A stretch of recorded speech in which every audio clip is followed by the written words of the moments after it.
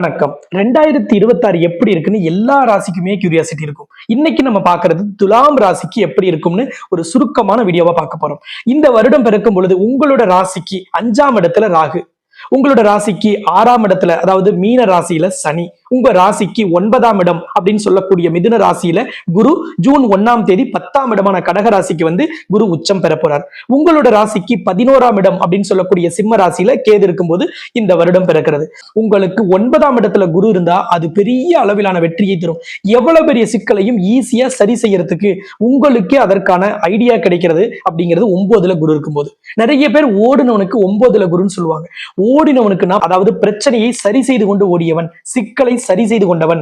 ஏன் அப்படின்னா 9ஆம் இடத்துல குரு வரும்போதுதான் அவருடைய 5ஆம் பார்வையால் அந்த ராசியை பார்ப்பார். அப்ப குரு பார்க்கும் பொழுது எல்லா விதமான ஆலோசனைகளும் உதவிகளும் உங்களுக்கு ஈஸியா கிடைக்கும். அப்ப இடியாப்ப சிக்கலை கூட எளிமையாக தீர்க்கக்கூடிய ஆண்டாக 2026ஆம் ஆண்டு இருக்கும். 11ஆம் இடத்துல கேது, தொழில் வியாபாரத்துல ஒரு எத்திக்ஸ் வேணும், ஒரு கஸ்டமர் எப்படிப்பட்டவர், சப்ளையர் எப்படிப்பட்டவர்னு சொல்லி அவங்களை எல்லாம் நீங்க ஜட்ஜ் பண்ணக்கூடிய ஒரு வருஷமாக இந்த 2026ஆம் ஆண்டு இருக்கும். அதற்கு கேது உங்களுக்கு உதவிகரமாக இருப்பார்.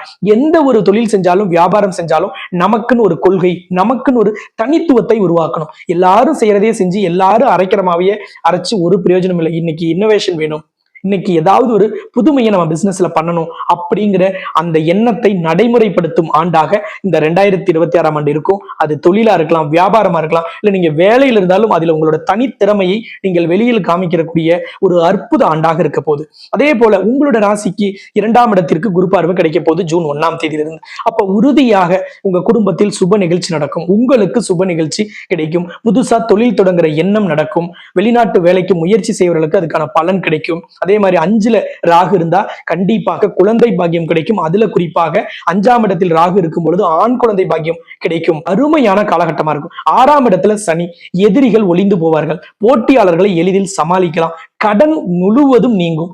சனி 6ல இருக்கும் பொழுது அதுவும் குருவின் வீட்டில் இருக்கும்போது கண்டிப்பாக கடன் முழுவதும் நிவர்த்தி ஆயிடும்.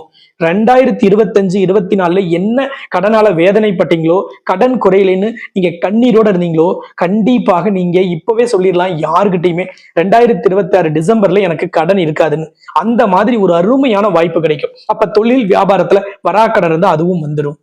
எங்கெல்லாம் பணம் கொடுத்து சிக்க வச்சிருக்கீங்களோ அல்லது சொத்தை இழந்திருக்கீங்களோ, பதவி இழந்திருக்கீங்களோ, அது எல்லாமே உங்களுக்கு திருப்பி கிடைக்கக்கூடிய ஆண்டாக இந்த 2026ஆம் ஆண்டு இருக்கும். 2026ஆம் ஆண்டு நலம் தரும் ஆண்டாகவும் வளம் தரும் ஆண்டாகவும் உங்களுக்கு நிம்மதி தரும் ஆண்டாகவும் கடன் நிவர்த்தியாகும் ஆண்டாகவும் உங்களோட எதிர்பார்ப்பு எல்லாமே பூர்த்தியாகும் ஆண்டாக உறுதியாக உங்களுக்கு 2026ஆம் ஆண்டு இருக்கும்.